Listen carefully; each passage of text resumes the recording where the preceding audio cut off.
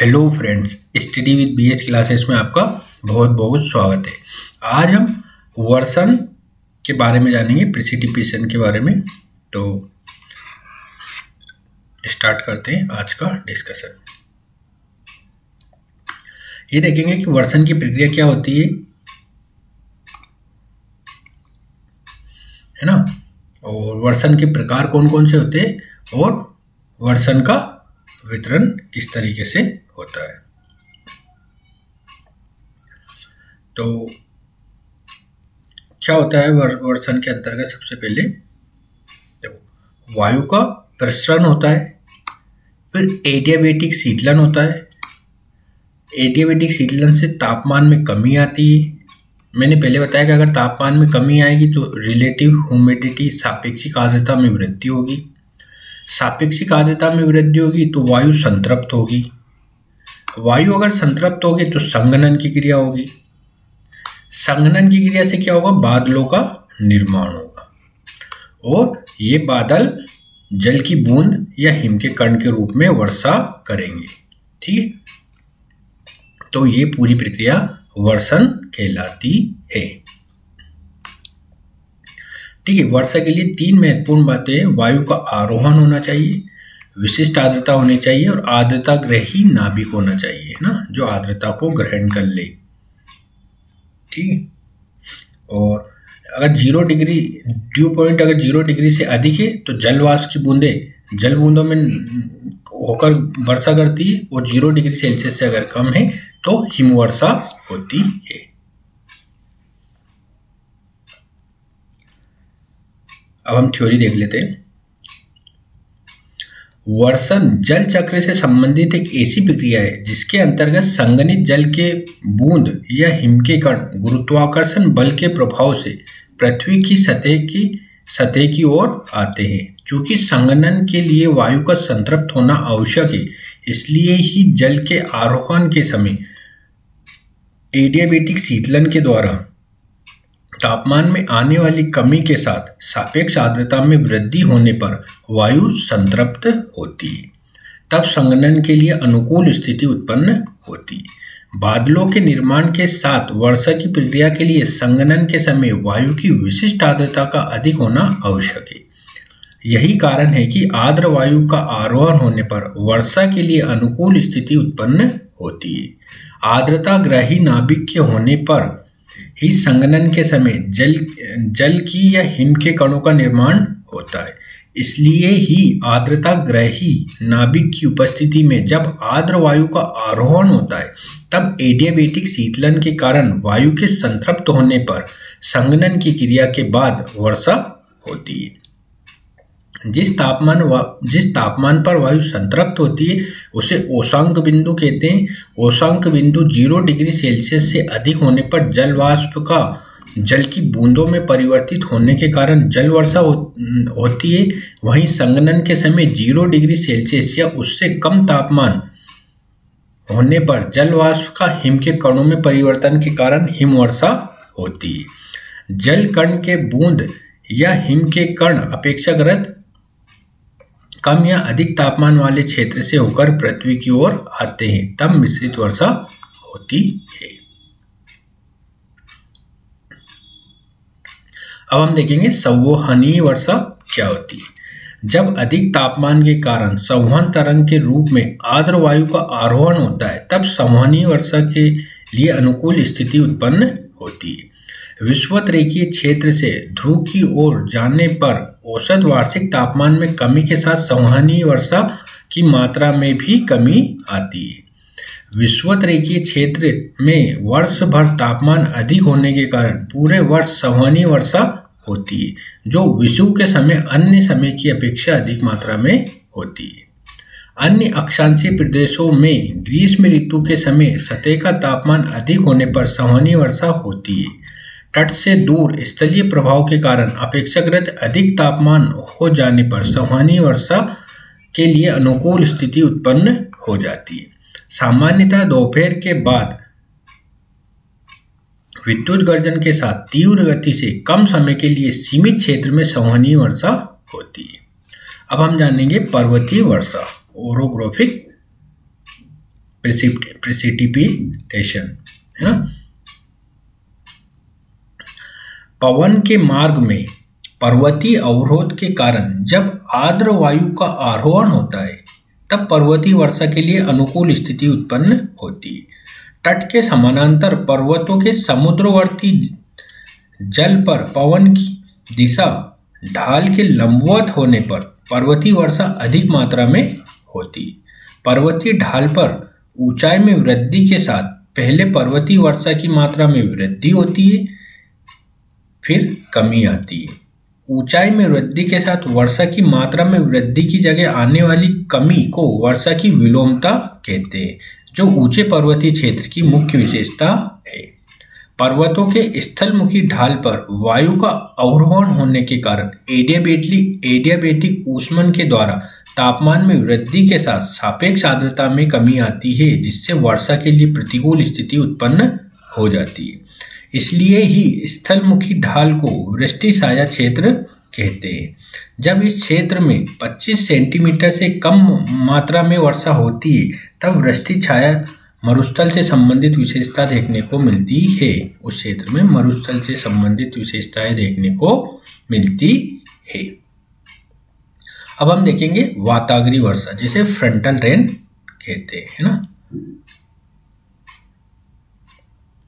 मध्य अक्षांशीय क्षेत्र में पछुआ पवन अर्थात गर्म वायु और ध्रुवीय पवन अर्थात ठंडी वायु के अभिसरण से निर्मित वाताग्र पर गर्म वायु के आरोहण के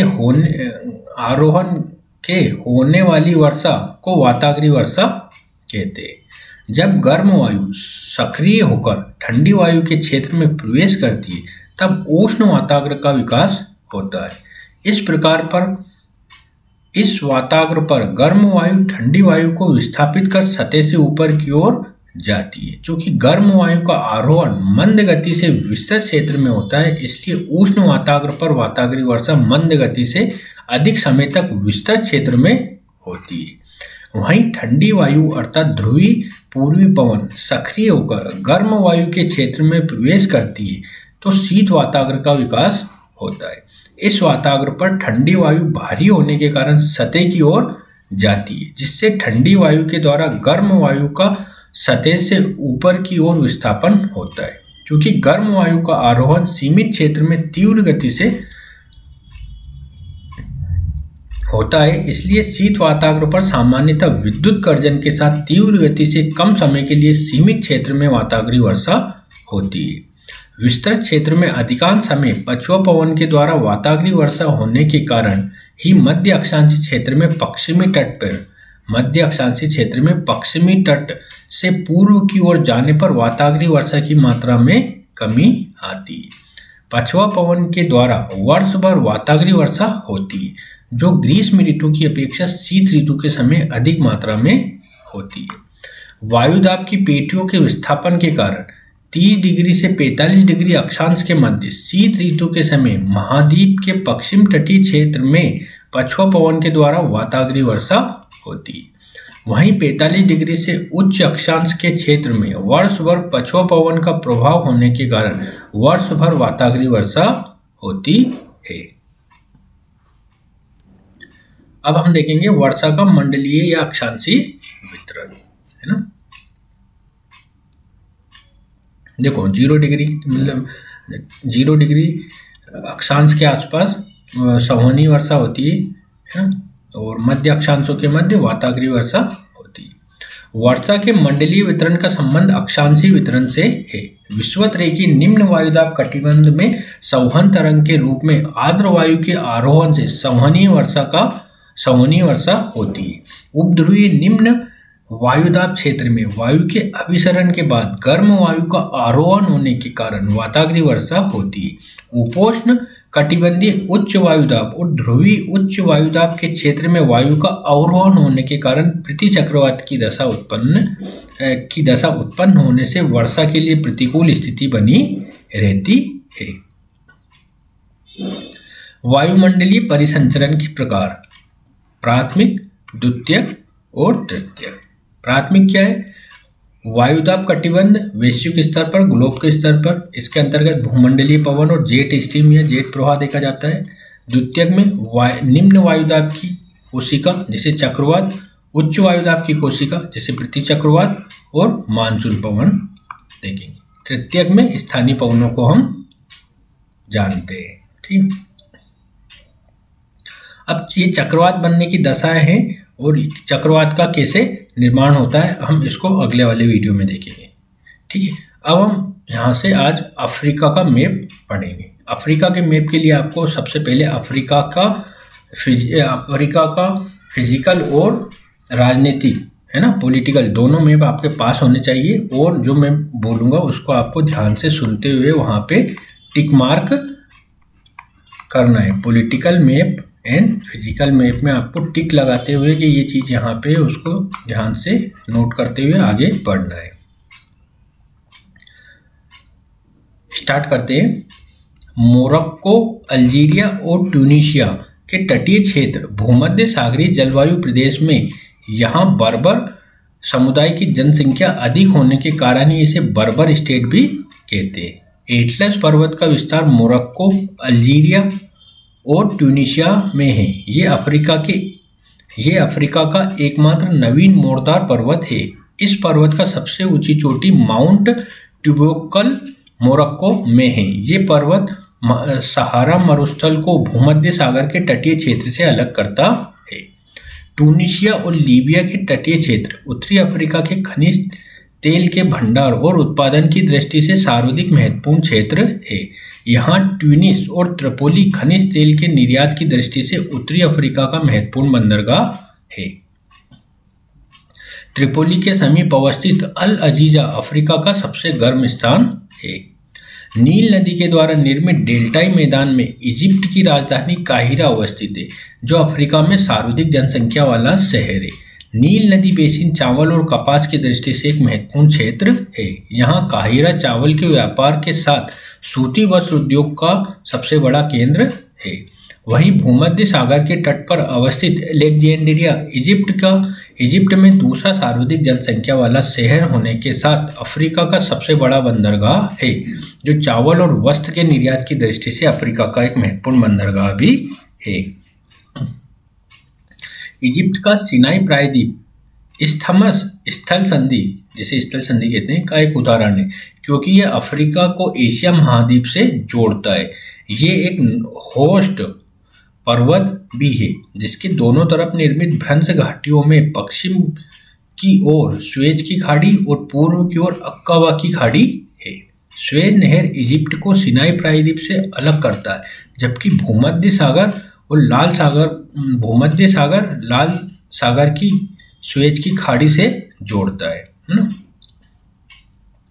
इस नहर के समीप पोर्ट सईद और पोर्ट स्वेज अवस्थित है। इस नहर के बनने के बाद पूर्वी अफ्रीका और हिंद महासागर के तटीय देशों की समुद्री दूरी यूरोप और उत्तरी अमेरिका से कम हो जाने के कारण ही समुद्री व्यापार की दृष्टि से इस नहर का आर्थिक महत्व भी है ना। स्वेज नहर का आर्थिक महत्व भी काफी है।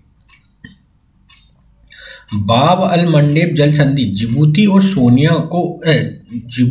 सोमालिया को यमन से अलग करती है, जबकि लाल सागर को अदन की खाड़ी से जोड़ती है। इस जल संधि के समीप सोमालिया में बरबरा बंदरगाह है, वहीं अदन की खाड़ी में यमन का सकोत्रा द्वीप है।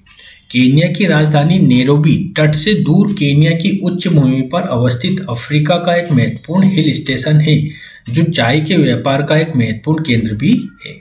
वहीं मोम्बासा केन्या का एक महत्वपूर्ण बंदरगाह है। हिंद महासागर में अवस्थित तंजानिया का पेम्बा और जांजेवरी द्वीप विश्व स्तर पर लौंग, जिसे क्लोव कहते हैं, लौंग की खेती के लिए महत्वपूर्ण है।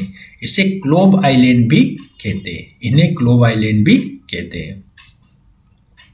तंजानिया में दारुल उस्लाम पूर्वी अफ्रीका का सबसे व्यस्त बंदरगाह है। यह तंजारा रेलवे का पूर्वी जंक्शन भी है। तंजारा रेल दार एस सलाम से अंगोला के तट पर अवस्थित बेंगुला बंदरगाह तक जाती है। मोजाम्बिक चैनल मेडागास्कर को मोजाम्बिक से जोड़ता है। यह हिंद महासागर का एक महत्वपूर्ण समुद्री मार्ग है। मोजाम्बिक से होते हुए जाम्बेजी नदी इस चैनल में गिरती है। डेलागोआ की खाड़ी के तट पर अवस्थित मोजाम्बिक की राजधानी मापुतो लिम्पोपो नदी के मुहाने पर है। डरबन दक्षिण अफ्रीका के नटाल प्रांत की राजधानी है, जो हिंद महासागर के तट पर अवस्थित अफ्रीका का एक व्यस्त पैसेंजर बंदरगाह है। नटाल प्रांत चावल और गन्ना की कृषि की दृष्टि से अफ्रीका का एक महत्वपूर्ण क्षेत्र है। वहीं डरबन चावल और चीनी के निर्यात की दृष्टि से अफ्रीका का एक महत्वपूर्ण बंदरगाह है। फ्लोरिडा के समान भूमध्य सागरीय प्रदेश में अवस्थित नहीं होने के बावजूद रसदार फलों के लिए महत्वपूर्ण होने के कारण ही इसे दक्षिण अफ्रीका का फ्लोरिडा भी कहते हैं। केप अगुल्हास अफ्रीका का दक्षिणतम बिंदु है। वहीं Cape of Good Hope Atlantic तथा हिंद महासागर की सीमा पर स्थित है। केप ऑफ गुड होप के समीप केप टाउन भूमध्य सागरीय जलवायु प्रदेश में होने के कारण रसदार फलों के उत्पादन के साथ खाद्य प्रसंस्करण उद्योग का एक महत्वपूर्ण क्षेत्र है। स्वेज नहर के बनने से पहले तक लंबी समुद्री दूरी तय करने वाले जलयान जो केप ऑफ गुड होप से गुजरते थे, वे विश्राम के लिए केप टाउन बंदरगाह पर रुकते थे, जिसके कारण ही इसे पोर्ट ऑफ कॉल है ना, पोर्ट ऑफ कॉल भी कहते थे। ये बंदरगाह केप ऑफ गुड होप की राजधानी के साथ साउथ अफ्रीका की वैधानिक राजधानी भी है ना।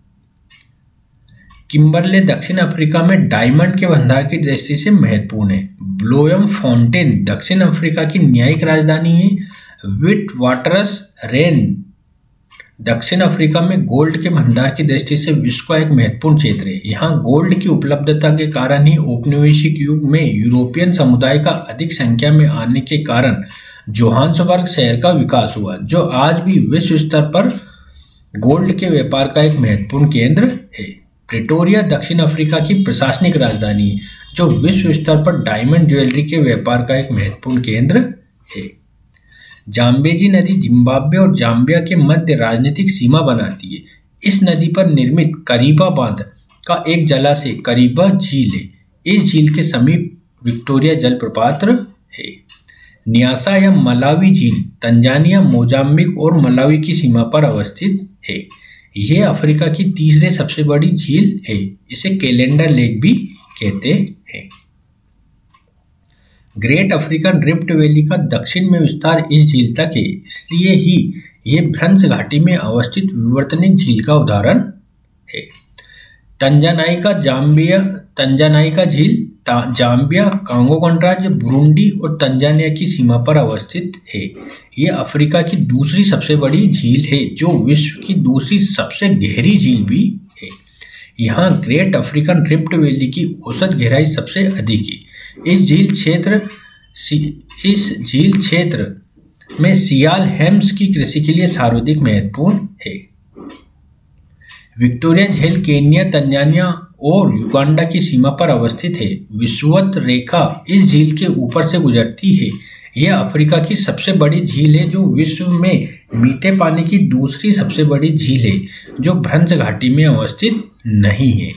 इस झील में श्वेत नील निकलती है। तुर्काना झील केन्या और इथोपिया की सीमा पर अवस्थित है। वहीं ताना झील इथोपिया की उच्च भूमि पर अवस्थित है। इस झील से निकलने वाली ब्लू नील खार्तून के समीप व्हाइट नील से मिलने के बाद नील नदी कहलाती है। ताना झील से निकलने वाली अंतबारा नदी सूडान में नील नदी में जाकर मिल जाती है। नील नदी पर निर्मित आसवान बांध का एक जलाशय नासिर झील है, जो सूडान और इजिप्ट की सीमा पर अवस्थित है। ऑरेंज नदी दक्षिण अफ्रीका और नामीबिया की सीमा से होते हुए दक्षिण अटलांटिक महासागर में गिरती है। वाल इसकी एक महत्वपूर्ण सहायक नदी है।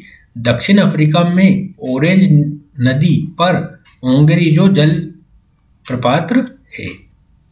दक्षिण अफ्रीका और नामीबिया के उष्ण कटिबंध के तटीय मरुस्थल को नामीबिया मरुस्थल कहते हैं, जहां नामीबिया की शीतकालीन राजधानी सेकब-मुंड अवस्थित है। वहीं नामीबिया की राजधानी विंडुक तट से दूर नामीबिया की उच्च भूमि पर अवस्थित है। क्वीनी नदी नामीबिया और अंगोला के मध्य राजनीतिक सीमा बनाती है। इस नदी का विकास दक्षिण अटलांटिक महासागर में होता है। बेंगुला अंगोला का एक महत्वपूर्ण बंदरगाह है जो तंजारा रेलवे का पश्चिमी जंक्शन भी है। इस पर पड़ने वाले दबाव को कम करने के लिए लोबिटो का विकास किया गया है। अंगोला की राजधानी लुसांडा भी एक बंदरगाह है ना, लुआंडा भी एक बंदरगाह है। मिटुम्बा पर्वत से निकलने वाली कांगो नदी किमसासा और ब्राज़ाविले से होते हुए दक्षिण अटलांटिक महासागर में गिरती है। यह नदी विषुवत रेखा को 2 बार काटती है। कसई इसकी महत्वपूर्ण सहायक नदी है जो डायमंड के भंडार की दृष्टि से अफ्रीका का एक महत्वपूर्ण क्षेत्र है। कांगो नदी बेसिन विश्व के सबसे छोटे कद के पिग्मी समुदाय का निवास स्थान भी है।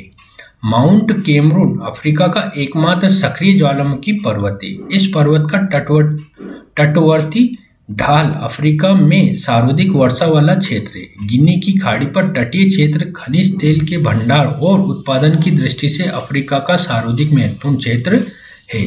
यहाँ नाइजीरिया में नाइजर नदी के द्वारा निर्मित डेल्टाई क्षेत्र में अवस्थित पोर्ट हारकट खनिज तेल के उत्पादन और निर्यात की दृष्टि से अफ्रीका का एक महत्वपूर्ण बंदरगाह है। नाइजर नदी अफ्रीका की तीसरी सबसे बड़ी नदी है जो पश्चिमी अफ्रीका की सबसे लंबी नदी भी है। यह नदी माली में अंतःस्थलीय डेल्टा और नाइजीरिया में तटीय डेल्टा बनाती है। बेन्यू इसकी एक महत्वपूर्ण सहायक नदी है। इस नदी का सर्वाधिक उपयोग पाम, जैसे ताड़ का तेल बोलते हैं, पाम तेल को ले जाने के लिए किए जाने के कारण इसे पाम तेल की नदी भी कहते हैं। वोल्टा घाना की एक महत्वपूर्ण नदी है। इस नदी पर निर्मित अकेसेम्बो बांध का जलाशय वोल्टा झील है। इस नदी के कारण घाना में सिंचाई की सुविधा उपलब्ध होने से कोको का सर्वाधिक उत्पादन होता है। घाना का जो क्षेत्र कोको की कृषि के लिए महत्वपूर्ण है उसे कोको त्रिभुज कहते हैं। फूटा जालोन से निकलने वाली गैम्बिया और सेनेगल नदी का निकास उत्तरी अटलांटिक महासागर में होता है। गैम्बिया नदी सेनेगल और गैम्बिया के मध्य राजनीतिक सीमा बनाती है। वही सेनेगल नदी मारिटोनिया और सेनेगल के मध्य राजनीतिक सीमा बनाती है। अब हम देखेंगे इम्पोर्टेंट माउंटेन ऑफ अफ्रीका। इसके अंतर्गत एटलस आएगा, अगर आएगा, ये सब देखेंगे, है ना। इम्पोर्टेंट रिवर्स ऑफ अफ्रीका क्या है? इथोपिया उच्च भूमि से निकलने वाली जूबा और सेबली नदी सोमालिया में प्रवेश करती है। सेबली जूबा से मिल जाती है जबकि जूबा नदी का निकास उत्तरी हिंद महासागर में होता है। कटंगा पठार से निकलने वाली जाम्बेजी नदी जिम्बाब्वे और जाम्बिया की सीमा से होते हुए मोजाम्बिक में प्रवेश करती है, जहां इस नदी का निकास मोजाम्बिक चैनल में होता है। लिम्पोपो नदी दक्षिण अफ्रीका, जिम्बाब्वे और जिम्बाब्वे बोत्सवाना की सीमा से होते हुए मोजाम्बिक में प्रवेश करती है, जहां यह नदी मापुटो से होते हुए डेलागोवो की खाड़ी में गिरती है। ये नदी मकर रेखा को 2 बार काटती है। नील नदी सहारा मरुस्थल को इजिप्ट के ईस्टर्न मरुस्थल से अलग करती है। सहारा मरुस्थल को ही सूडान में नूबियन मरुस्थल भी कहते हैं। चाड झील कैमरून, नाइजर, नाइजीरिया और चाड की सीमा पर अवस्थित सहारा मरुस्थल की सबसे बड़ी झील है।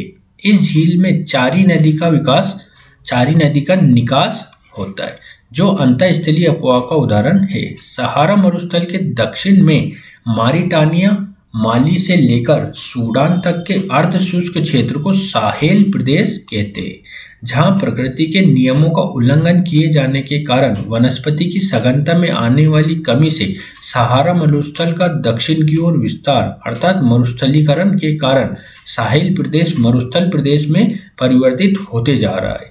इस क्षेत्र में अवस्थित टिम्बकटू, कुमासी, कानो और Zinder break of bulk town के उदाहरण हैं। यहाँ परिवहन के साधनों को परिवर्तित किए जाने के कारण परिवहन के केंद्र के रूप में इन शहरों का विकास हुआ है। बोत्सवाना के अंतरा पर्वतीय महाद्वीप मरुस्थल को कालाहारी का मरुस्थल कहते हैं, जहां ओकाबेंको नदी के द्वारा निर्मित अंतःस्थलीय डेल्टा को ओकाबेंको स्वैम्प कहते हैं। ये मरुस्थल में जल का एक महत्वपूर्ण स्रोत होने के कारण ही कालाहारी मरुस्थल का आभूषण भी कहलाता है। यह मरुस्थल बुशमैन समुदाय का निवास स्थान भी है।